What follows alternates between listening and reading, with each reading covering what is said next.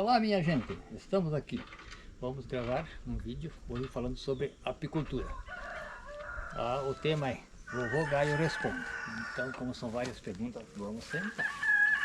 Oi pessoal, então a gente fez uma caixinha de perguntas no Instagram, onde as pessoas puderam mandar as perguntas sobre as dúvidas sobre apicultura, sobre as abelhas, sobre o mel. E agora a gente vai fazer as perguntas então para que o pai possa respondê-las. E se você que está assistindo tem alguma outra pergunta que a gente não responder aqui, você pode colocar nos comentários que também a gente vai fazer a resposta por ali. Então a primeira pergunta é: qual é a média anual que uma abelha produz? Olha, essa pergunta aqui eu acredito que seria uma colmeia, porque uma abelha, aquela que eu queria deixar por último, acho que eu preparei aqui para responder por primeiro. Uma abelha vive em média de 38 a 40 dias. Então, vai saber o quanto que ela consegue trazer de néctar. Mas então, já de cara, eu vou ler aqui de um manual, de um curso que a gente fez, a função de cada abelha aqui. Então, de 1 a 3 dias, elas são faxineiras, fazem limpeza e reforma, polindo os alvéolos, no caso onde elas nasceram. De 3 a 7 dias, cozinheiras, alimentam com mel e pólen as larvas com até 3 dias de idade. De 7 a 14 dias, alimentam as larvas com idade inferior a 3 dias e com geleia real. E também nesse período, algumas cuidam da rainha, são chamadas de amas. De 12 aos 18 dias, fazem limpeza do lixo da colmeia. Dos 14 aos 18 dias, campeiras, segregam a cera e constroem os favos. Aliás, carpinteiras, segregam, no caso fazem os alvéolos e constroem o favo do tipo desse daqui. Esse daqui já está bem escuro, o favo velho, mas é dessa maneira. Dos 18 aos 20 dias, guardas defendem a colmeia contra os inimigos e contra o apicultor desprevenido. Deixam uns zíper abertos, que nem me aconteceu, ou às vezes sobe a luva, ali elas começam a picar de verdade, e onde pica uma, ela deixa aquele feromônio, e as outras começam também dando continuidade ao processo de defesa, no caso. E dos 21 dias em diante, são operárias ou obreiras, trazem o néctar, pólen, água e própolis até a morte. E daí a média delas é 38 a 45 dias, e no inverno, por trabalharem menos, elas vivem mais, não sei quanto tempo, mas como trabalham menos, vivem um pouquinho mais. Então acredito eu que essa pergunta aí tenha sido de qual seria a produção de uma colmeia, em média. Isso aí depende de região em região. Para nós aqui, tem anos que nem colheita dá, e tem anos que pode dar até duas colheitas. Então, uma melgueira bem cheia, ela produz 10 quilos de mel. Então, se dá duas colheitas, que for de 2 melgueiras, então daria uns 20 quilos de média. Mas isso são em períodos muito de florada bastante abundante. O Hugo perguntou: o que implica na coloração do mel? É a florada, porque aqui para nós tem a jangada, que seria em 15 de julho que começa a floração. Então, se não der frio, baixas temperaturas no caso, produz um mel branco. Tu colheu ele num dia, no outro dia já está cristalizado e é branco, igual assim uma banha de porco, assim bem feita, ou quase tipo assim a nata. Então, geralmente é na cor. Quando que é em maio, que tem a chamada Maria Mole, que chamam por aqui, então já o favo é amarelado e o mel tende também a puxar a cor também amarela, mais amarelada no caso. O Elias comentou: muito legal a apicultura. Faz tempo que você faz isso? Olha, já no vídeo passado, acho que a gente falou, já há mais de 40 anos que estamos na atividade. O Gabriel perguntou: qual é a pior parte? A pior parte é enfrentar elas lá na colmeia, porque depois que você trouxe para casa as melgueiras, é só você cuidar de não apertar as que vieram junto para não levar ferroada. Então eu acho que a pior parte mesmo é lá no apiário, no dia de colheita de mel, que são mais agressivas. Agora no manejo, épocas que não tem mel, porque quanto mais elas têm produção, elas são mais agressivas, porque elas querem defender o que elas têm. E quando não tem nada, a pessoa, é que nem a pessoa humilde, pobrezinha, ela não tem o que brigar por nada, pois ninguém vai querer roubar dela nada. E as abelhas são assim, elas são agressivas porque elas querem defender o que elas têm, o que elas produziram, o próprio sustento delas. O Rogério fez um comentário: já pensou se tivesse como o senhor Delacir vender o mel pela internet? Esse mel puro, eu compro. Então você poderia explicar por que você não pode vender o teu mel para outros estados? Olha, para vender desde para mercados fora do município, tem que ter o SIM, eu não sei qual das duas, tem o SIM e o CIF, qual delas que é uma especificação, uma é municipal e a outra é estadual. Então quem não tem esses, como se dizer, que são inspecionados por esses dois órgãos, não pode vender para fora. A menos que alguém venha aqui em casa, que nem eu já falei, acho que eu respondi num comentário no vídeo aí da colheita do mel, eu já vendi, que é o pessoal de São Paulo que pediu se poderia enviar para lá. Eu já vendi para gente de São Paulo em baldes de mel, mas eles vieram buscar aqui em casa. Então nesse caso a gente venderia, mas desde que venha pegar aqui. Lacerda César comentou: precisa de algum curso para trabalhar com apicultura? Olha, se tu vai começar sozinho, eu acho que sim. Agora, se de repente você tem um amigo que já maneja bem a coisa, você entrando como auxiliar, você pega as manhas bem facilmente. Se o cara for bom e te dá instrução aí, a apicultura não tem segredo. Com um ano de trabalho ali, você já fica bom na atividade. O Lucas Rafael comentou: como conseguir uma colmeia? Olha, tem várias maneiras. Armando caixa isca nas temporadas de enxameação, ou dividindo enxame dos que tu já tem, porque no caso alguém que tem um apiário que queira, no caso te fornecer, ele pode ou te vender uma colmeia ou dividir um enxame e fazer uma nova colmeia. Ou se não, esperar pelas voadoras, assim, aquela temporada de boa florada, que a abelha enxameia quando é que falta espaço na casa onde elas estão morando, tanto na caixa como em pau oco ou embaixo de pedra. Faltou espaço, elas tendem a dividir a família, e uma parte fica e a outra vai em busca de novos horizontes. O Walter perguntou: quanto está o quilo do mel? Olha, nós aqui estamos vendendo até esse da safra passada a R$20 o quilo, que também estava achando que era bastante em conta. E outros apicultores aí estavam em torno de 25, 27. E essa semana me surpreendi, fui no mercado tá, o pote de 1 quilo está R$33.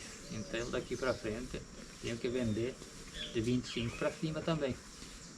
O Timóteo perguntou: como identificar se o mel é puro ou misturado? Acredito que essa seja a pergunta de maior curiosidade de quem está assistindo. Pois é, tem a velha tradição dos antigos. Se tu pegar um palito de fósforo e tu deixar ele por uns instantes dentro do mel, e você riscar ele pegar fogo, é porque é mel puro. Por quê?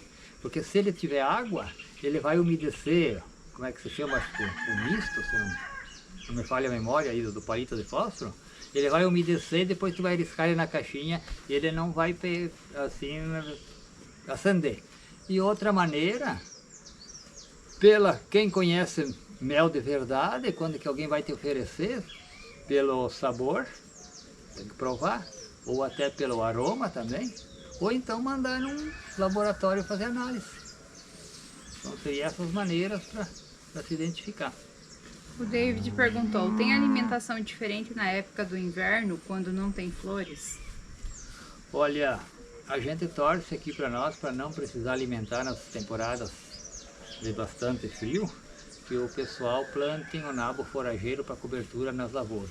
Esse durante o inverno ajuda e muito na produção de mel, que isso dá o sustento das abelhas. Eu, no caso, procuro não colher próximo ao inverno, porque no caso elas fazem o mel para elas terem a produção para o próprio sustento delas. É nós humanos que somos os malandros aí que vamos roubar a produção delas, mas na verdade elas produzem o mel é para elas, não é para nós.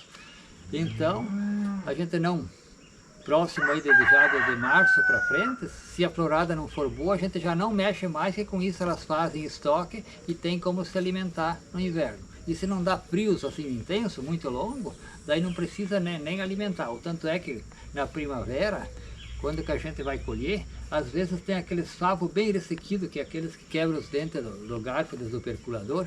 É mel velho que elas não consumiram durante o inverno. Então daí com aquilo, quando que vem a nova safra, tem aqueles favos bem enxutos, o mel já cristalizado dentro do próprio favo.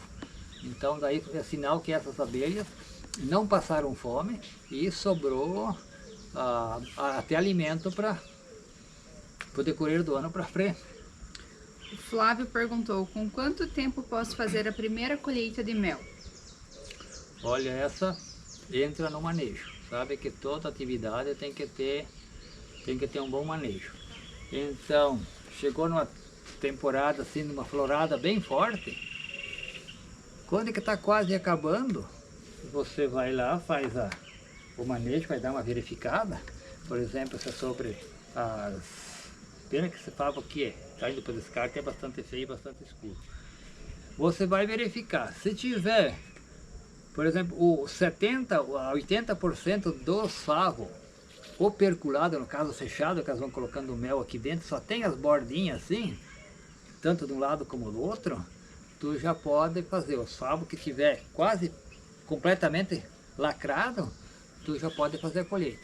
Então tu levantou a tampa, tu viu que só tem mal e mal a bara fechada em cima, já deixa ali que o mel não está pronto. Se tu colher esse mel, vai azedar, porque ele não é um mel maduro, tem bastante água ainda, ele tem, como é que se diz, tem que curar, como o pessoal usa dizer, né? Amadurecer, no caso, não sei qual o processo das abelhas, se elas vão tirando, se ele vai perdendo a umidade. Nesse ponto ali eu nunca assim me aprofundei nesses conhecimentos.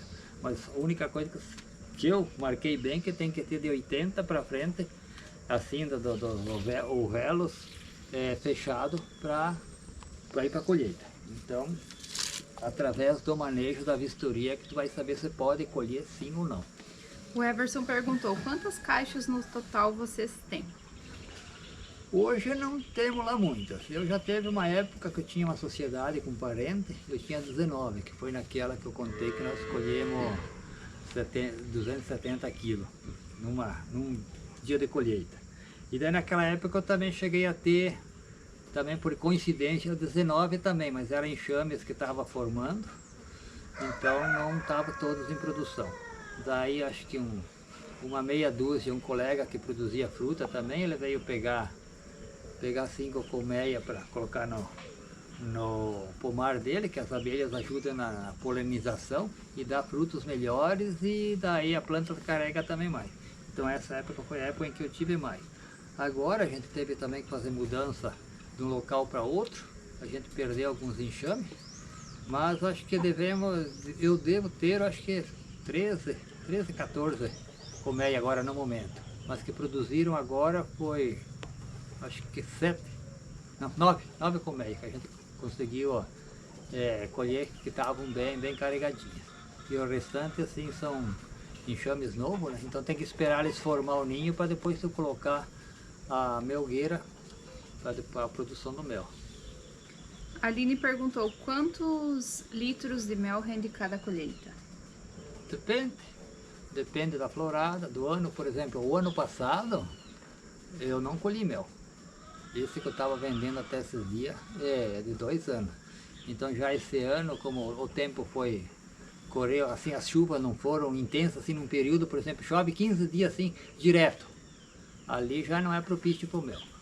Para ser bom para o mel, pode chover todo dia, mas desde que dê só uma pancada assim, e o sol abriu, que daí elas saem para o campo em busca do néctar e do pólen. E outra, se for muito chuvoso o tempo também, então é muita água que tem nas flores.